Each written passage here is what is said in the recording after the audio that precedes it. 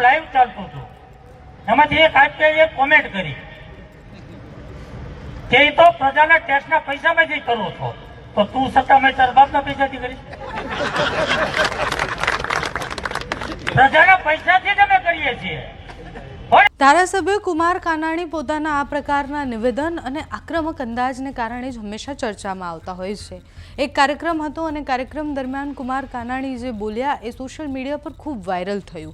એ જે આખું કહી રહ્યા હતા એનો સંદર્ભ પહેલાં સમજીએ તો કુમાર કાનાણી એવું કહી રહ્યા હતા કે વિકાસની વાત કરતાં મેં એક લાઈવ કર્યું. લાઈવમાં આમ આદમી પાર્ટીના એક માણસ આવી અને કમેન્ટ કરે છે કે જનતાના પૈસાએ વિકાસ કર્યો છે, એમાં શું મોટી વાત છે? અને પછી કટાક્ષમાં કુમાર કાનાણી એવું કહે છે કે શું તમે સત્તામાં આવશો? આ તો હું બહુ સારી ભાષામાં બોલી રહી છું. કુમાર કાનાણીએ સ્પષ્ટ જે કહ્યું એ કોટ કરીને કહું તો કુમાર કાનાણીએ કહ્યું, જો તું સત્તામાં આવીશ તો તારા બાપના પૈસે વિકાસ કરીશ, એ જનતાના પૈસે જ કરવાનો છે ને? આ વાત કુમાર કાનાણી જેમ બોલ્યા એ કટકો ખૂબ વાયરલ થયો. એના પછી બહુ બધા પ્રશ્ન થયા કે જે જનતા એ તમને મત આપીને ચૂંટ્યા છે એ જનતાનું તમે અનાદર કેવી રીતના કરી શકો? એ કાર્યક્રમ દરમિયાન કુમાર કાનાણીએ સુરતમાં આમ આદમી પાર્ટી કેટલો ભ્રષ્ટાચાર કરે છે એ વિષય પર પણ વાત કરી. આખા ભાષણમાં આમ આદમી પાર્ટી પર ઘણા બધા પ્રહારો કરવામાં આવ્યા, જેમાંથી તારા બાપના પૈસે વિકાસ કરીશ એ ખૂબ વાયરલ થયું. તો કુમાર કાનાણી એ ભાષણ દરમિયાન શું કહી રહ્યા હતા, આમ આદમી પાર્ટી પર પ્રહાર કરતા શું બોલ્યા તે સાંભળો. વિપક્ષો પાસે કોઈ ભાથો નથી એની પાસે.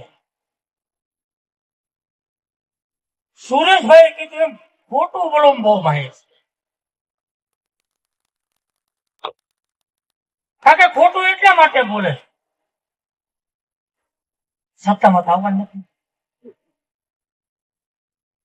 જેને સત્તામાં ન હોય તો ગમે બોલે. કાલ સવારે એમ કે આગ્રાથી તાજમહેલ લાવી સરથાણા અમે મૂકવાના થઈ. કઈ સત્તામાં આવે ને કઈ મૂકવાના.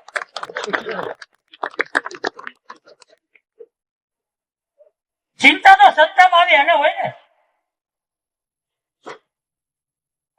ખોટું બોલનારા લોકોની સામે આપણી પાસે ખૂબ મોટું ભાથું વિકાસની વાતો, સાચી વાતોનું છે આપણી પાસે. આપણે 1995 થી સત્તામાં બેઠા છીએ. આપણે હવે વાયદાન વચન નથી આપવાના. આપણે કરેલા કામોનો હિસાબ આપી અને આપણે મત પાડવાનો. આપણે કામના લેખા જોખા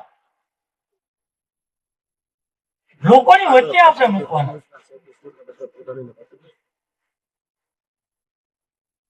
આજે મેં વિપક્ષના એક ટેમ્પો મારી આગળ હું રોડ પર નીકળ્યો જતો હતો, એમાં રેકોર્ડિંગ હું એનું સાંભળતો હતો.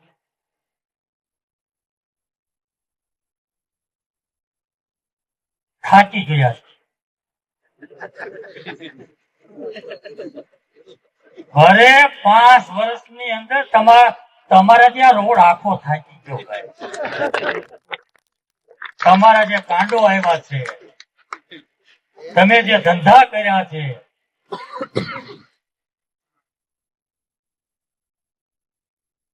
ટ્રાફિકની સમસ્યાને હલ કરી છે. તો 5 વર્ષ હું ભીતા પડાવ્યો હતા જ કોર્પોરેટર. ક્યારે તમે ટ્રાફિકની સમસ્યા હલ કરવા માટે પ્રયાસો કર્યા? ક્યારે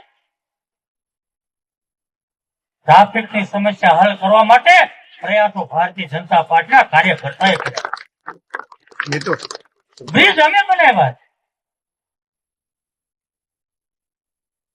આખા સુરતમાં એક બ્રિજ હતો. આજે વરાછામાં 3 બ્રિજ છે. 4થો બ્રિજ અમે બજેટમાં મૂક્યો. કેવી રીતે ટ્રાફિકની સમસ્યા હલ થાય એના પ્રયાસો કર્યા છે. BRTS બસ ચાલુ કરી, મેટ્રો ચાલુ થાય છે. આ પછી ટ્રાફિકની સમસ્યા હલ કરવા માટેના પ્રયાસો છે. એટલા માટે મેં હમણાં કીધું હતું મારી 5 નંબરની કાર્યાલયનું ઉદઘાટન હતું ત્યારે ગઈ ચૂંટણીની અંદર ખોટું બોલીને લોકોને એને ભરમાવ્યા છે. અને હવે લોકોને અહેસાસ થયો છે કે આ ખોટા લોકો. અને જવાબ આપણે પૂરો પાડવાનો છે. મેં વિકાસની વાત મૂકી, મારું લાઈવ ચાલતું હતું, એમાંથી એક આચાર્ય કોમેન્ટ કરી કે તો પ્રજાના ટેક્સના પૈસા કરું છો તો તું સત્તા મેં તાર બાપના પૈસાથી કરીશ? પ્રજાના પૈસાથી જ અમે કરીએ છીએ, પણ યોગ્ય જગ્યાએ એનો અમે ઉપયોગ કરીએ છીએ. પૈસા ખવાતા નથી ભ્રષ્ટાચાર. તમે ખિસ્સામાં નાખો. આ વાત આપણે લોકોને કહેવી પડે, આપણો હિસાબ આપવો પડે. કયા મોઢે લોકો શિક્ષણ અને આરોગ્યની વાતો કરે?